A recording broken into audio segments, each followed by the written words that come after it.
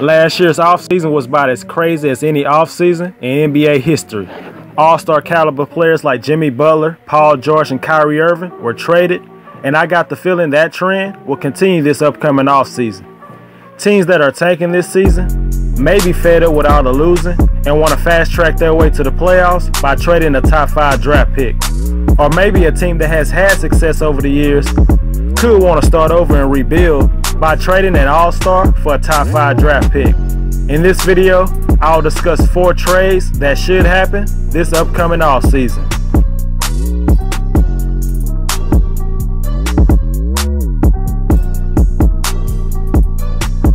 It seems like yesterday that grit and grind perfectly described the Memphis Grizzlies.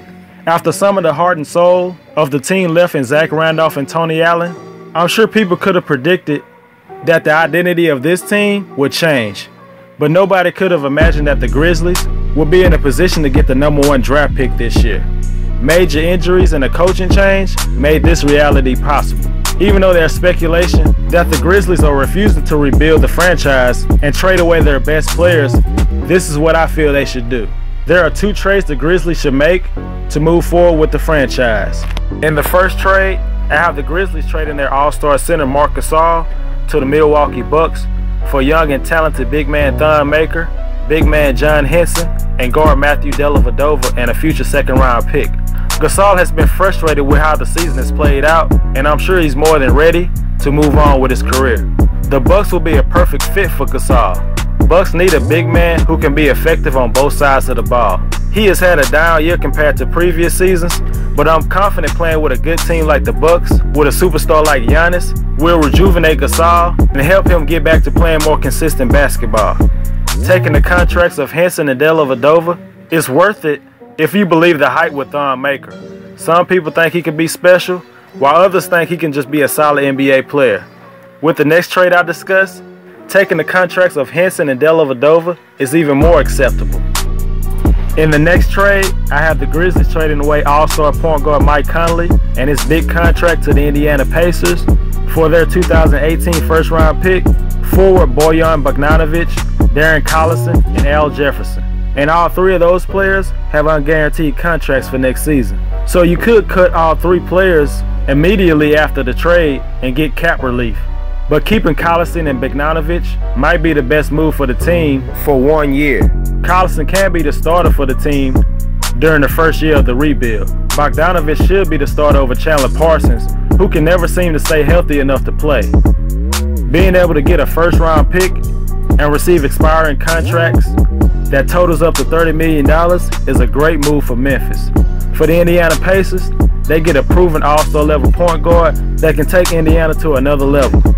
It's obviously a gamble to acquire Mike Conley because of his injury history and his huge contract, but by the simple fact that Indiana has never been a destination for free agents, trading for an all-star is the best way for a team like the Pacers to improve their team.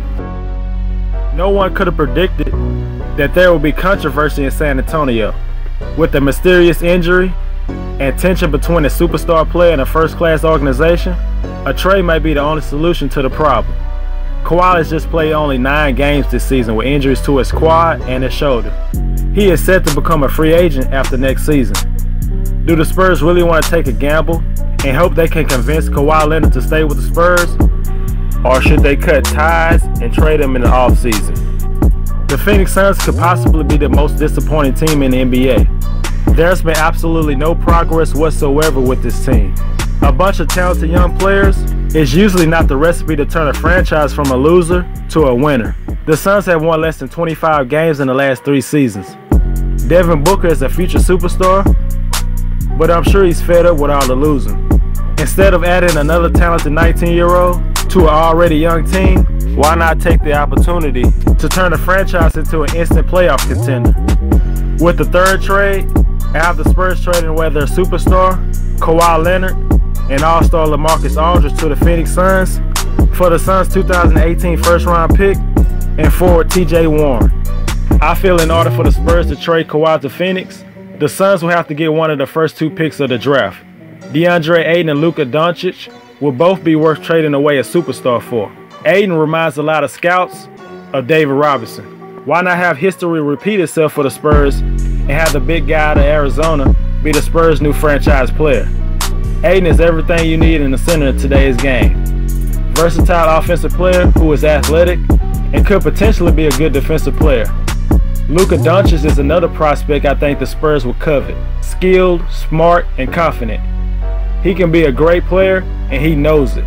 Whether Greg Popovich is around for the rebuild or not, this is the direction the Spurs should go in. The Phoenix Suns will be an instant playoff contender with this trade. Instead of continuing the same script and drafting another teenager, why not trade for a superstar and an all-star? If the Spurs are going to rebuild, why not add LaMarcus Aldridge in the trade? And a couple of years ago, the Phoenix Suns were on the list of teams Aldridge considered before he signed with the Spurs when he was a free agent. So playing in Phoenix shouldn't be a problem. For the first time in his short career, Devin Booker will finally get a chance to be on a winning team. Just imagine Booker on the same squad with Kawhi Leonard and Aldridge. It could be something special.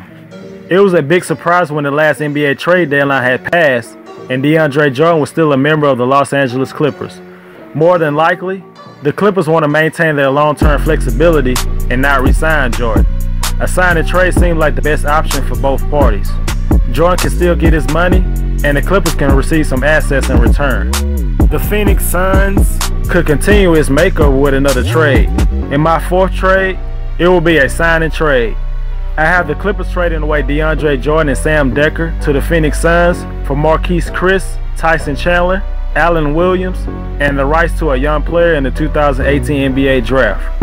The Phoenix Suns have the Miami Heat draft pick and could also have the Milwaukee Bucks draft pick.